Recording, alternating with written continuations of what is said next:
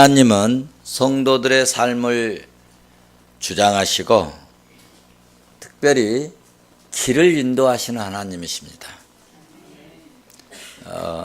하나님이 자기의 삶을 절대 주권으로 인도하심을 확실하게 믿는 이 믿음의 사람이 있었어요. 그분이 시편에 기록을 한 다윗인데, 시편 기자 다윗은 시편 23편 2절에서 그가 나를 푸른 초장에 누이시며 쉴만한 물가로 인도하시는도다. 107편 30절에서는 그들이 평온함으로 말미암아 기뻐하는 중에 여호와께서 그들이 바라는 항구로 인도하시는도다. 하나님은 인도하시는 하나님이다 하는 것을 시편을 읽어보면 많이 표현을 하고 있고, 그 아버지의 신앙을 본받은 솔로몬 왕도 그렇게 표현을 하였습니다. 잠언 16장 9절에서 사람이 마음으로 자기의 길을 계획할지라도 그 걸음을 인도하시는 이는 여호와시니라 라고 말씀했습니다. 이스라엘 백성들을 인도하셨던 하나님은 나의 앞날을 열어주시고 오늘 또 우리의 삶을 인도해 주실 것을 믿습니다. 사람이요, 갈 바를 알지 못해서 허둥지둥 될 때 누군가 갈 바를 알려주시고 또 목적지를 이렇게 알려주면 얼마나 고맙고 감사한지 모릅니다. 요즘에는 참 좋은 시대입니다. 정말 한 번도 가보지도 않았지만 주소만 알면, 목적지를 분명히 알면 딱 차에 타서 그 목적지에 내비에 목적지를 주소를 입력하면 틀림없이 안내를 해줘요. 그렇죠? 잘못 가도 또 뭐 거리 가면 잘못 갑니다. 좌회전해서 돌아오시오. 그래 또 잘못 가면 돌아와서 턴해서 또 목적지로 향해서 인도를 해줍니다. 그래서 제가 한번 이런 설교 제목을 잡은 적이 있습니다. 하나님은 내비게이션과 같다. 사람들은 뭐 이리 가라 저리 가라 하다가 말 안 들으면 네 맘대로 가거라. 그런데 이 내비게이션은 끝까지 잘못 가면 계속 목적지를 향해서 안내를 합니다. 하나님이 그렇습니다. 우리 믿음의 사람들이 예수 믿고 구원받고 하나님의 백성들이 되면 하나님께서는 계속적으로 하나님이 원하시는 항구로, 또 복받을 자리에로, 또 구원의 자리에로, 은혜의 자리에로 끊임없이 인도해 주실 줄로 믿습니다. 우리가 이제 갈 바를 알지 못하고 갈 때 참, 그래서 해외여행을 이렇게 하다 보면은 괜히 긴장이 되죠. 잘 모르니까, 길을 잘 모르고, 또 혹시 뭐 목적지에 도착하지 못하면 어떨까. 저는 그런 기억이 있습니다. 오래전인데 청년 때 저희 누나하고 그 이제 남대문 시장 앞에서 만나기로 했는데 열차를 타고 왔어요. 그래서 열차를 타고 지하도로 그 이제 건너가면 그 남대문 시장 쪽이 나오고 또 남산 쪽으로 올라가는 쪽이 나오고 또 한쪽은 저 명동 쪽으로 가는 뭐 길이 나오고 서대문 쪽으로 나오는 길이 이제 나오는 거죠. 그래서 여기서 딱 이제 그 서울역 앞에서 이렇게 가면은 남대문 쪽으로 가겠다. 그리고 나가서 보면은 또 아니야. 그래서 다시 돌아와서 또 이쪽으로 가보면은 되겠다 하고 또 가보면은 그 길이 아니야. 그래서 이 길이 아니네. 그리고 다시 또 이쪽으로, 그러다가 저녁이 되고 어두움이 깔려지고, 그래서 다시 서울역 앞에 나가가지고 다시 또 그 목적지를 향해서 또 지하도를 건너갔는데 나가서 보면 아니란 거라. 그러니 이게 이제 등허리에 뭐 땀이 나고 말이죠. 서울 촌놈 시골 촌놈이 말이죠. 요즘에는 서울 촌놈이 됐지만. 그래가지고 막 허둥지둥하고 막 진짜 땀이 나고. 그런데 이제 어떤 분에게 길을 물었더니 그분이 정말 고맙게도 그 통로 입구 계단 앞에까지 다 이렇게 알려주시더라고요. 그래서 얼마나 고마운지 그분 혹시 이 방송 들으시고 연락 주시면 제가 정말 맛있는 음식이라도 한번 사드리고 싶어요. 혹시 청년 때 서울역에서 길을 안내하신 분이 이 말씀을 들으시면 010-6681-4747로 연락 주시기 바랍니다. 정말 고마웠어요. 그렇게 고마울 수가 없어요. 중년 아주머니셨는데 지금은 할머니가 되셨겠네요. 정말 한번 뵈면 그 고마움을 표시하고 싶어요. 그래서 이렇게 이 길을 알지 못할 때 알려주면, 그래서 저도 누가 길 물어보잖아요. 그때를 생각하고 제가 아는 대로 자세히 가르쳐 줍니다. 어쩔 때는 좀 데려다 줄 때도 있어요. 그 어르신처럼. 그러면 뭐 고맙다고 감사하다고 그런 얘기를 많이 듣습니다. 이스라엘 백성들은 갈 바를 알지 못하고 모세를 이제 따라서 애굽의 그 종살이를 청산하고 애굽을 나왔습니다. 믿음의 조상도 아브라함도 갈 바를 알지 못하고 갈대아 우르를 떠나서 나왔습니다. 뭘 바라고 나왔을까요?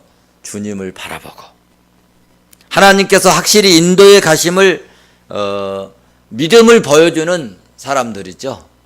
만약에 인도하지 못하고 우리가 가다가 어떤 일을 당할지 모르겠다 이런 불신앙적 생각을 가졌다면 따라 나오겠어요? 안 따라 나오죠. 이스라엘 백성들을 출애굽에서 나왔던 곳이 길이 없는 강야였습니다.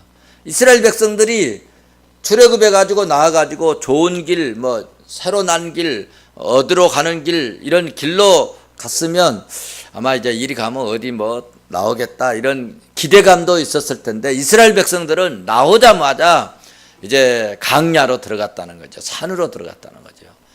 산에 갈 길이 없어요. 길이 나 있지 않습니다. 그래서 이스라엘 백성들은 출애굽에서 나왔던 것이 길이 없는 강야였습니다. 그런데 하나님께서 그들을 친히 인도하시기로 한 것입니다. 여러분, 한두 명, 혹 100명이나 200명, 이 정도, 이렇게 사람을 인도해 가는 것은 별 문제가 아닌데, 많은 사람을 인도해 가는 것은 보통 문제가 아니에요. 그래서 이 여행사에서도 저희 이제 목사님들도 노예별로 가면은 노예해봐야 보통 이제 그 참여하신 분들이 30-40명에서 별거 아닌데 이제 전체 총회적으로 이렇게 가면은 300명, 400명 됩니다. 그래서 인원들이 이 자기 버스, 자기 차, 타야 할 차, 자기 일행을 잊어먹으면 안 됩니다. 그리고 또 통솔하는 분이 이게 인도하기가 어려우니까 뭘 만드냐 하면은 각 팀별로 뭘 만들죠? 깃발을 들고 따라오게 합니다. 그래 멀리 있다가도 자기 가이드 깃발 보고 막 뛰어가기도 하고 그렇게 하지요. 그런데 오늘 이스라엘 백성들은 이 300명, 400명도 아니고 3,000명, 4,000명도 아니고 2만 명, 3만 명도 아니고 200만 명이나 되는 이 사람들을 인도하고 데리고 가기가 쉽지 않다는 거죠. 그러면 어떻게 하나님이 인도하실까? 어떻게 인도하실까? 하나님은 지혜의 하나님이시죠? 하나님께서 이스라엘 백성들을 인도하시는 방법으로는 여러분이 잘 아시는 대로 하나는 구름기둥, 불기둥이었습니다. 구름기둥, 불기둥으로 인도하였고 또 이스라엘 전체를 인도하실 때는 이 구름기둥, 불기둥으로 인도하셨고 그 다음에 또 하나의 방법이 있는데 이 또 하나의 방법에 대해서 오늘 민수기 10장에서 말씀하고 있는 겁니다. 하나님께서 모세에게 이스라엘 백성들을 효율적으로 질서 있게 인도에 가기 위해서 또 인도에 가게 하시려고 뭘 만들어 가셨느냐면 은나팔 2개를 만들어라. 뭘 만들라고요? 은나팔 2개를 만들라고. 이거 뭐 붙여서 만드는 게 아니라 쳐서 하나 통째로 만들라는 것입니다. 다 같이 본문 1절 2절을 한번 보실까요? 여호와께서 시작. 여호와께서 모세에게 말씀하여 이르시되 은나팔 2를 만들되 두들겨 만들어서 그것으로 회중을 소집하며 진영을 출발하게 할 것이라. 아멘. 무슨 말씀이냐면 이스라엘 백성들이 비록 구름기둥과 불기둥으로 인도하시는 그런 하나님의 직접적인 인도하심을 받았지만은 약 200만 명이라는 대단한 이 집단을 지휘하고 통솔하기 위해서는 또 다른 신호들이 필요했다는 것입니다. 갑자기 여러분 구름기둥이 갑자기 딱 떠가지고 가버려요. 그러면 200만이 갑자기 와 간다 하고 막 다 같이 막 허둥기둥하고 이제 출발하고 그러면은 얘들은 어쩌면 노인네들은 어쩌면 어떻게 하겠어요. 그러니까 하나님께서는 미리미리 모세를 통하여서 사인을 주셔가지고 말씀을 주셔서 이제 구름이 뜬다 모여라 누구 모여라 누구 모여라 하는 이런 신호를 보내기 위해서 이 나팔을 사용했다는 거예요. 나팔. 그래서 이제 하나님께서는 모세에게 은나팔 몇 개 만들라고요? 2를 만들도록 명령하셨고 그 쓰임과 용도에 대해서 오늘 본문에서 말씀해 주고 있습니다. 제가 전에 말씀드렸듯이 이스라엘 백성들이 애굽에서 살 때는 하나님께서 간섭했어요? 안 했어요? 안 했어요. 국을 먹던 고깃국물을 먹던 고기를 주인들 몰래서 건져서 먹던 그냥 놔두셨어요. 그런데 출애굽한 후에는 이스라엘 백성들에게 이제부터는 하나님께서 뭐 하시는 거예요? 간섭하신다는 거예요. 간섭하시고 교육하시고 뭐 시키느냐? 훈련시켜서 이제는 종으로 사는 것이 아니라 하나님의 군대로 살아가게 하신다는 것입니다. 그래서 이스라엘 백성들은 이제 종이 아니라 하나님의 뭐예요? 군대입니다. 군대에서 군인은 자기 마음대로 행동을 하지 않습니다. 절대로 군대는 자기 마음대로 행동하지 않아요. 요즘에는 애들도 핸드폰 가지고 다 놀고 또 그 재미있는 프로그램을 보고 다 그렇습니다. 그런데 군대에 가면 핸드폰 못 쓰게 합니다. 핸드폰 못 보게 합니다. 얼마나 하고 싶겠어요.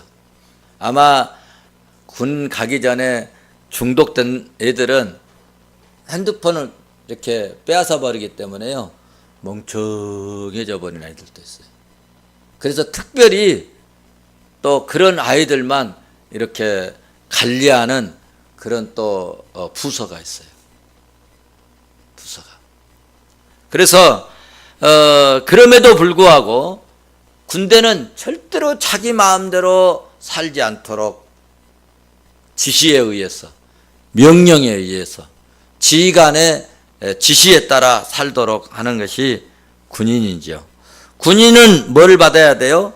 훈련을 받아야 합니다. 군인들은 집합을 해야 하고 그 다음에는 부대에 따라서 명령에 따라서 뭘 해야 돼요? 이동을 해야 하고 결정적일 때는 뭘 합니까? 순식간에 싸워야 될 때도 있습니다. 그래서 군에 갔다 오신 분들은 알지만 잠자다가도 기상을 할 때가 있어요. 적이 밤중에도 쳐들어올 수도 있기 때문에 밤중에도 기상을 하면은 그리고 기상해가지고 옛날에 겨울 때는 그런 여러분 기합도 받아본 적 있는지 모르겠어요. 쌀이빌에서 물 축여갖고 그냥 홀랑 벗겨놓고 물 뿌리면은 그냥 그 추운 날 그 물을 뿌리면 어떻습니까? 뭐 못으로 막 찌르는 것 같이 아프죠. 그런 훈련도 이렇게 받고 합니다. 그래서 하나님께서는 이스라엘 백성들에게 이렇게 질서 있는 군대를 만들기 위해서 나팔을 준비를 했는데, 이 나팔은 이스라엘 백성들을 앞으로 행동을 일사불란하게 움직이도록 하는 이런 나팔을 준비하게 하셨습니다. 특별히 나팔이 사용되어지는 용도는 여러 가지인데, 본문 1절에서 말씀하고 있어요. 회중을 소집하고 진을 옮기고 진행할 때 나팔의 신호에 따라, 나팔 소리에 따라 움직이고 행동한다는 것입니다. 여기서 중요한 것이 있는데, 하나님의 관심과 백성들의 관심이 다르다는 거예요. 이스라엘 백성들의 관심은 뭐냐? 이스라엘 백성들의 관심은 언제 가나안 땅에 들어갑니까? 이거죠. 그러지 않겠어요? 언제 가나안 땅에 들어가느냐? 언제 가나안에 들어가서 편안하게 살 것인가? 그런데 하나님의 관심은 언제 가나안 땅에 들어갈 것이다 얘기해 주지 않습니다. 하나님의 관심은 가나안 땅에 들어간다는 말 한마디 안 해주는 거예요. 내가 너희들 이렇게 하면 가나안 땅에 데리고 간다, 언제까지 보내주겠다 말하지 않습니다. 그런데 이런 가나안 땅에 들어간다는 말씀은 한마디도 하시지 않고 오직 오늘 또 무슨 얘기만 하냐? 나팔 소리 듣고 모이고 행동하고 움직이라고만 하십니다. 하나님은 이스라엘 백성들에게 세상에서 성공할 수 있는 방법은 하나도 말씀하시지 않고 오직 백성들 입장에서는 별 의미가 없는 나팔 얘기만 하고 계십니다. 7장에서 포도주와 독주를 마시지 말라, 머리에 삭도를 대지 말라, 시체를 만지지 말라. 9장까지 계속 이런 이야기 하시고, 뭘 드려라 이런 얘기만 하시고, 그리고 오늘 이제 그 얘기 끝나니까 뭐 이제 또 언제 가나안으로 들어가시도록 할 것인가 이야기할 줄 알았더니 또 왜 나팔을 또 만들라는 겁니다. 오늘은 오직 나팔 소리에 따라 움직이고 오직 나팔 소리에 따라 행동하라는 지침입니다. 나팔 소리에 따라 모이고 오라 하면 오고 가라 하면 가고 짐을 싸라 하면 싸고 이동하라 하면 이동하고 나팔 소리에 따라 움직이라는 것입니다. 그래서 나팔 소리를 잘 듣고 소리를 분별해야 돼요. 그냥 나팔이라고 나팔이 되는 게 아니라, 무조건 나팔 부는 게 아니라, 이럴 때는 어떻게 나팔을 분다. 동편에 있는 사람 모여라 할 때는 나팔을 이렇게 분다. 서편에 있는 사람 모여라 할 때는 나팔을 어떻게 분다. 나팔 소리를 잘 들어야 되겠어요? 못 들어야 되겠어요? 나팔을 두 개로 불 때가 있고 하나로 불 때가 있고, 또 울리면서 불 때가 있고 그냥 길게 불 때가 있고, 이런 소리를 미리 교육을 한다는, 훈련을 한다는 거예요.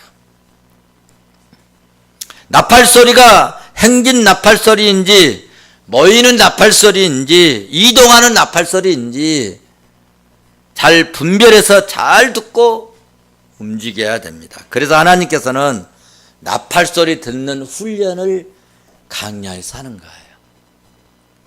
왜 강야에서 미리 교육시켜가지고 훈련시켜가지고 나와서 탁 나팔을 불면 될 텐데 왜 강야에서 이 나팔을 듣는 훈련을 하느냐? 세상에 있을 때는 나팔 소리 안 들려요. 세상 소리 많이 듣습니다. 그래서 세상 소리는 전혀 들리지 않는, 아파트값 올랐대, 떨어졌네, 빌라가 어디가 뭐 재개발하네, 이런 소리 듣지 않고 오직 나팔 소리만 들을 수 있는 강야에서 훈련시켰다는 거예요. 하나님이 강야로 인도하신 의도, 목표, 뜻이 깊은 하나님의 계획이 있었다는 거죠. 나팔 소리를 듣는 훈련이 얼마나 중요한지 아무것도 없는 강야에서 훈련시키신 것입니다. 세상 것은 보이지 않고 세상 소리 들리지 않는 강야에서 오직 하나님의 나팔 소리만 듣고 나팔 소리에 따라 움직이는 훈련을 하셨다. 우리 성도들도 나팔 소리를 잘 들을 수 있기를 주의 이름으로 축원합니다. 자, 그러면 나팔 소리를 어떻게 분별할 것인가에 대해서 3절에서 5절 말씀 한번 보시겠습니다. 3절에서 5절 말씀 같이 봅니다. 나팔 2개를 불 때는 온 회중이 회막 문 앞에 모여서 내게로 나올 것이요, 하나만 불 때는 이스라엘의 천부장된 지휘관들에 모여서 내게로 나올 것이며, 너희가 그것을 크게 불 때는 동쪽 진영들이 행진할 것이며. 6절 한 번 더 봅시다. 두 번째로 크게 불 때는 남쪽 진영이 행진할 것이며, 떠나려 할 때는 나팔 소리를 크게 불 것이며. 네. 자, 그래서 이제 3절부터 4절, 5절, 6절, 7절까지를 보시면 나팔을 어떻게 불면 어떤 행동을 취하라 라고 말씀하고 있습니다. 나팔을 2개를 불면 누가 모인다고요? 온 회중이 어디에? 회막 앞에 모여라. 나팔을 1개만 불면 천부장 이상 족장들만 성막에 모여라. 그러니까 나팔을 2개 부는지 1개 부는지로 잘 알아들어야 돼요. 그렇죠? 구별할 줄 알아야 돼요. 구별할 줄. 나팔을 2개 불면 이스라엘 온 회중이 회막 앞에 다 모이는 것입니다. 오늘로 말하면 낮예배 혹은 부흥집회한다, 이런 강구와 같다는 것입니다. 이렇게 강구를 나팔을 2개로 불어도 안 모이는 사람 있죠. 이 사람은 진영에서 탈락될 사람들. 또 나팔을 5절 6절을 보시면 울려 불 때도 있어요. 나팔을 울려서 불 때는 움직인다는 신호입니다. 모일 때도 그냥 모이는 것이 아닙니다. 나팔 소리에 따라 모여야 합니다. 7절을 보시면 또 온 회중은 모을 때 나팔을 불 것이며 소리를 크게 내지 말며. 무슨 소리입니까? 제사장이 나팔을 불 때 2개로 부는지 1개로 부는지, 나팔을 울려 부는지 길게 부는지 짧게 부르는지, 첫 번째 나팔인지 두 번째 나팔인지 분별하여 듣고 행동하고 움직이고 동원에 협력하라는 것입니다. 자, 그러면 성도 여러분, 성경에서 나팔 소리는 영적으로 무엇을 의미할까? 나팔 소리는 무엇을 의미할까? 하나님의 나팔 소리는 하나님의 위엄과 권위를 상징함과 동시에 하나님의 절대적인 명령이라는 것입니다. 이유가 없다는 거예요. 왜 이 시간에 나팔 불어? 하필이면 또 나팔 하나밖에 안 불어?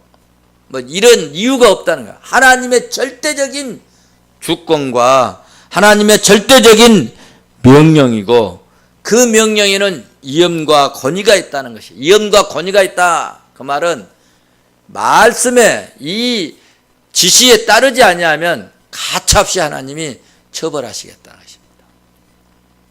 모세가 시내산에서 하나님의 말씀을 맨 처음 받을 때도 출애굽기 여러분 19장에 가서 보시면 율법과 동시에 나팔 소리가 들렸다.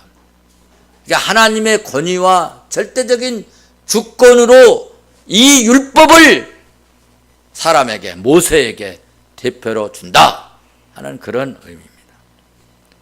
하나님의 권위와 절대적인 명령의 말씀임을 나타내는 것이 나팔 소리입니다.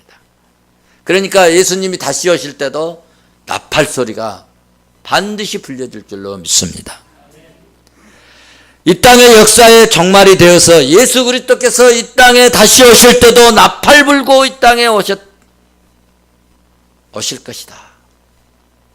나팔 불고 오신다는 것은 예수 그리스도의 심판이 절대적 권위가 있고 절대적 명령으로 말씀으로 심판하신다는 이야기입니다. 세상의 재판은 어떻습니까? 마음에 안 든다고 또 상소하고 막 그러잖아요. 그런데 하나님의 재판, 하나님의 명령은, 하나님의 심판은 말씀하신 그대로 끝나버립니다. 이것이 하나님의 권위입니다. 영적으로 신약과 오늘 본문에서 은나팔 2개를 만들라고 했어요. 나팔 왜 2개를 만들라고 하셨을까? 뭘 상징할까요?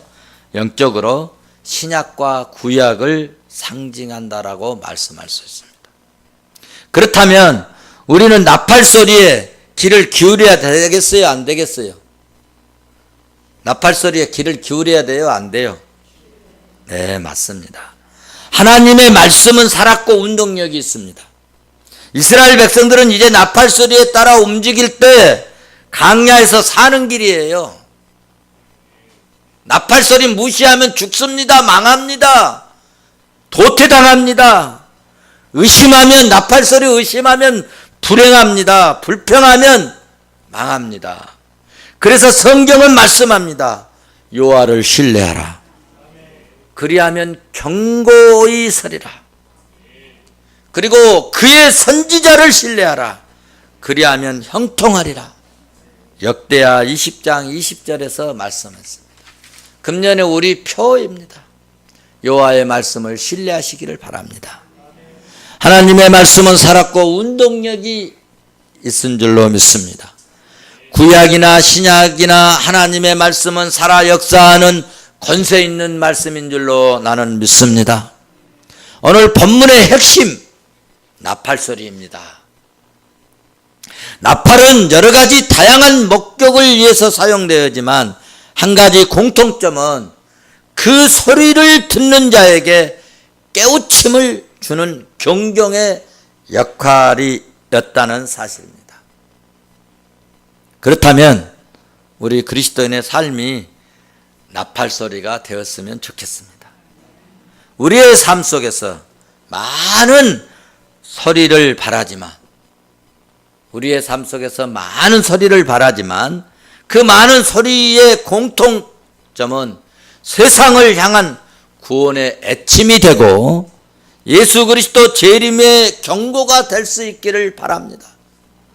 제가 밖에 나가서 활동하고 하는 것도요, 세상 것 하지 않습니다. 예수 그리스도의 복음을 이야기합니다. 예수 그리스도의 마지막 역사의 종말이 있어지고 심판이 있어지고 마지막 주님이 역사의 종말에 나타나실 것을 이야기합니다.